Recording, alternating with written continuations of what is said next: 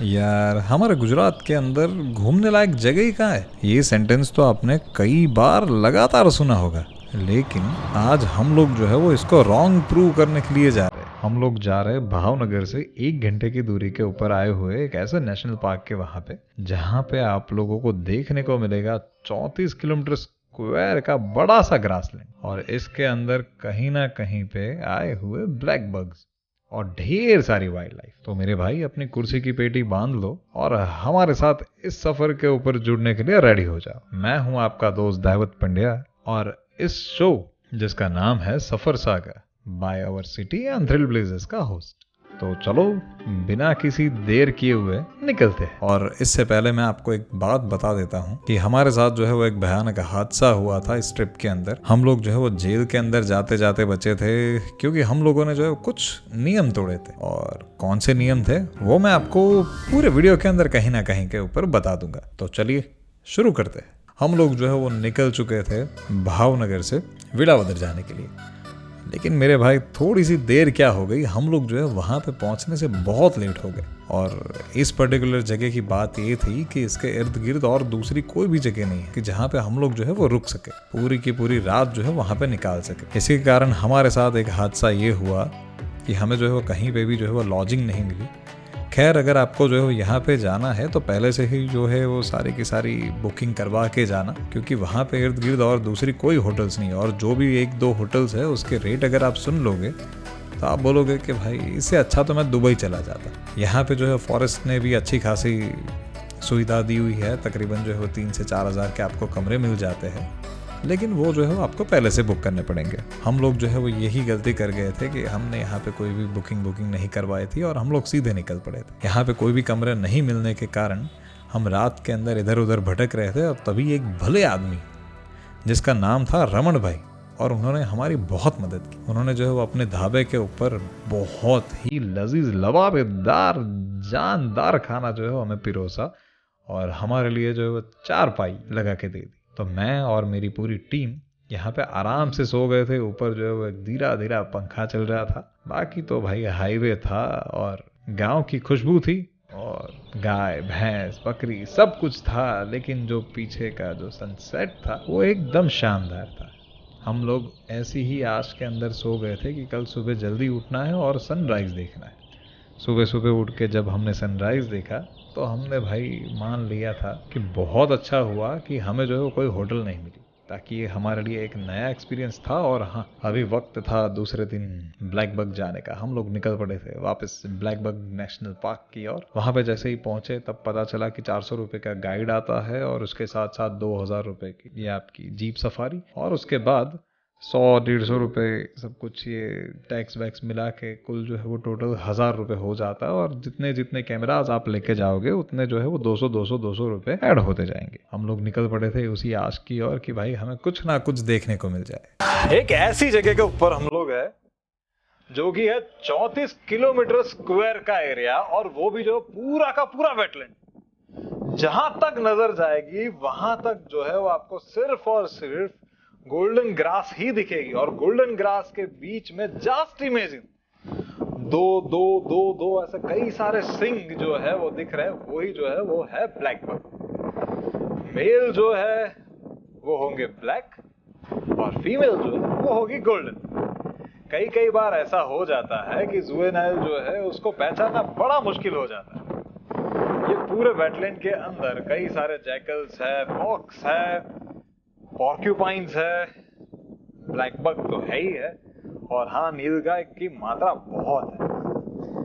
अब आपको ये लगेगा कि ये तो जो है वो कहाँ पे आया, और ये आया है हमारे गुजरात के अंदर। एक ऐसा इलाका जहाँ पे जो समंदर का खारा पानी आता है खंभात के आघात से, और ये जो पूरे एरिया को जो ग्रीन करके जाता है। खैर अभी तो जो है वो मस्त समर चल रहा है, हमारी हालत से आपको पता ही लग रहा होगा।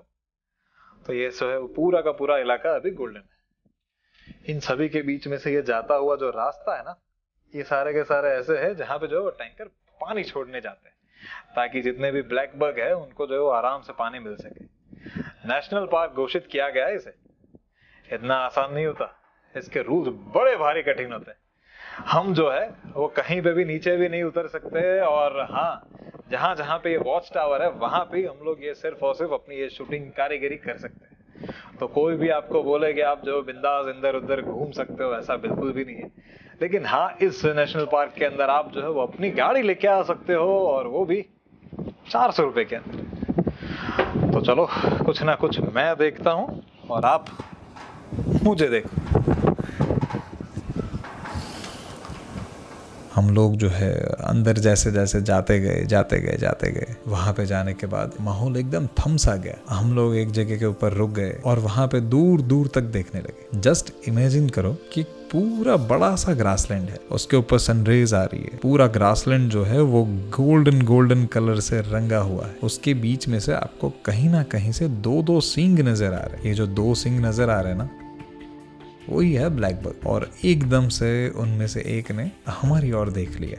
यकीन मानो इतना मजा आया कि क्या बोलूं। का सारा एक्सपीरियंस मुझे याद है कि उसने किस हिसाब से हमारे साथ आंख में आंख मिलाई थी, और पीछे से जो है वो चिड़िया, नील गाय, सारे लोग जो है वो अपनी मस्ती के अंदर झूम रहे थे। हम लोग और आगे जाते और ढेर सारे ऐसे छोटे छोटे झुंड जो थे वहां पे हमें मिलते गए। लेकिन इसके अंदर एक चीज ध्यान रखना, आपको जो है वो नेशनल पार्क के नीचे कभी नहीं उतर। ब्लैक बग जो है वो क्लास 1 का एनिमल है, तो अगर आपने जो है वो किसी एक आदमी को मार दिया तो उसका शायद आप जो है उसके अंदर बच भी जाओगे। लेकिन अगर आपने जो है वो किसी एक ब्लैक बग को मार दिया तो फिर भाई आपको जो है सलमान खान बनना पड़ेगा, या तो फिर जो है वो जेल जाना पड़ेगा। तो ध्यान रखना, ऐसे ही जो है कोई भी नेशनल पार्क के अंदर नीचे मत उतरना, प्लस शराब का सेवन मत करना, और हाँ, ये कुछ जो है वो वहाँ पे रूल्स होंगे, उन सभी का जो है पालन करना है आपको। और जैसा जैसा आपको गाइड बताता जाए वैसा वैसा ही करना है। हम लोग बहुत ही ज्यादा लकी थे कि हम लोग जो है वो सुबह सुबह की सफारी करने के लिए गए थे। ज्यादातर ब्लैक बग्स जो है वो अर्ली मॉर्निंग ही जो है वो बाहर निकल जाते हैं, और उनका जो है वो छोटा छोटा एक दल होता है, उसी के अंदर वो लोग घूमते रहते हैं। किसी ब्लैक बग का तो जो है वो सिर्फ एक ही सींग था। तब जाके पता चला था कि हाँ, ये लोग जो है वो अपने एरिया के लिए जो है वो झगड़ते रहते हैं, और जब दो मेल ऐसे ही झगड़ते हैं तब उनमें से कई के सींग जो है वो निकल जाते हैं। और ये जो सींग है उनको जो है वो पूरी लाइफ के अंदर एक ही बार मिलते हैं, क्योंकि ये जो है वो एंटीलोप प्रजाति से आते हैं, जिनके अंदर उनके सींग बिल्कुल सीधे, और पूरी लाइफ के अंदर, पूरी लाइफ स्पान के अंदर उनको जो है वो एक ही बार मिलता है। धीरे धीरे और भी आगे चलते गए, धीरे धीरे हमारी गाड़ी जो है वो जाती रही, और तब जाके हमें मिला हायना, तब्बाकी। पूरी जंगल बुक की भाई याद आ गई, और एकदम से वो दौड़ता आया, और वो भी जो है वो हमें देखने के लिए ही वापस आया था, ऐसा लगने लगा था। और वो जो है वो अपने बिल के अंदर घुस गया। हमें लगा था कि वो जो है वो ग्रास के नीचे बैठा हुआ है, लेकिन वही ग्रास के नीचे जो है वो उसकी बड़ी सी बिल थी। आगे जाते हम लोग जो है वो एक वॉच टावर के ऊपर रुके, और बस पहुंच गए मेरे भाई वेलावदर नेशनल पार्क के एक वॉच टावर के पास। हालांकि यहाँ पे ही सिर्फ जो है वो खड़े रहने की परमिशन है, बाकी आप जो है वो कहीं पे भी नहीं उतर सकते। क्यों? अभी इसका जवाब जो है वो खुद नेशनल पार्क के जितने भी लॉज है उसके अंदर है। आप कोई भी नेशनल पार्क के अंदर नहीं उतर सकते, इवन इफ वहां पे जो आपके पंक्चर भी क्यों ना हो जाए, कुछ भी हो जाए, आपको जो नीचे नहीं उतरना है। सिर्फ और सिर्फ वॉच टावर के पास ही आप जो है वो नीचे उतर सकते हैं। हमने जो है वो हमारे गाइड भैया के साथ भी जो है वो थोड़ी सी गुफ्तगू की। हम लोग फिर बाहर आए। तकरीबन जो है वो 3 से 4 घंटे की ये हमारी सफारी थी। यकीन मानो, ऐसी सफारी और इतनी ज्यादा वाइल्ड लाइफ मैंने आज तक नहीं देखी थी। इतने नजदीक आने वाले एनिमल्स, और पर्टिकुलर ये ब्लैक बग तो जो है वो बहुत ही गभरू किस्म के एनिमल है, लेकिन फिर भी जो है वो ये पता नहीं क्या हुआ क्या नहीं, हमारे साथ उनका एक अजीब सा नाता था। वो नजदीक आते गए और हम जो है वो उनका शूटिंग उतारते गए, और यकीन मानिए एनिमल्स जो है वो आपकी बात भी सुनते हैं। हमारा एक्सपीरियंस तो भाई लाजवाब था, उसके अंदर कोई दो राय नहीं थी। लेकिन अभी भी आपके दिमाग में वही चीज है कि भाई वो क्या था जिसके कारण आपको फाइन भरना पड़ा था। थोड़ा सा रुक जाइए, मैं बताऊंगा ना, वीडियो के एंड के अंदर पक्का बता दूंगा। अब बारी है उसकी हिस्ट्री की। वैसे तो ये ग्रासलैंड आपको बिल्कुल साधारण लगेगा, लेकिन अगर इसकी तह तक जाओगे तब जाके पता चलेगा कि यार ये क्या क्या है और इसकी अहमियत क्या है। और उसी इन सभी चीज को जो जानने के लिए हम लोग चले गए थे जाहिद भाई के पास। तो आओ चलो उनसे मुलाकात करवाता। मैं यहाँ पर गाइड के तरीके के काम करता हूँ। ओके, मैं कम से कम यहाँ पर 10 साल से हूँ। तो क्या देखा आपने? वुल्फ हाइना बहुत देखा है वुल्फ और हाइना और ब्लैक बक तो बहुत देखे।